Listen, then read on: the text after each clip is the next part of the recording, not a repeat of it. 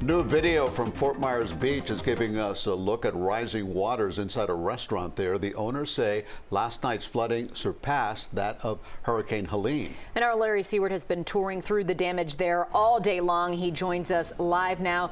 Larry, what have you been able to find out there? People calling this worse than Helene, but not as bad as Hurricane Ian. But people were desperate to get back on this island because of what they saw, the video that you're talking about.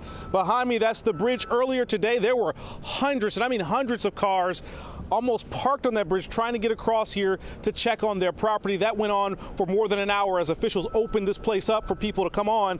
Around noon, you look at some of the damage, it's actually hard to tell what is new and what has been here because some of that is from Hurricane Ian 2 years ago. This is an island that is still cleaning up, but what we do know for sure is new is the sand. Traffic has been a problem, people getting around here earlier, but the roads is because there was so much sand on the road. I want to take a look at this.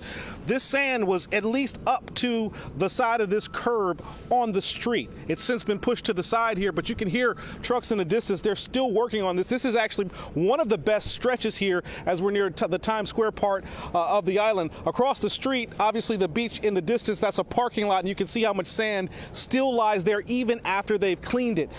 Behind me, there's a restaurant just behind this tow truck there, the Pizza Grill. We've seen them cleaning up for the greater part of 2 hours, and there's a lot of muck and mire, a lot of restaurants and homes between 1 to 3 feet of water inside their homes. One homeowner who's been here over 20 years, I asked him about his property. He said, I'm doing pretty good. And I said, pretty good? That sounds, he said, well, actually, it's a mess. It's just not as bad as Hurricane Ian. I can probably get back on my feet inside my house in a matter of months. It took him the better part of a year after Hurricane Ian.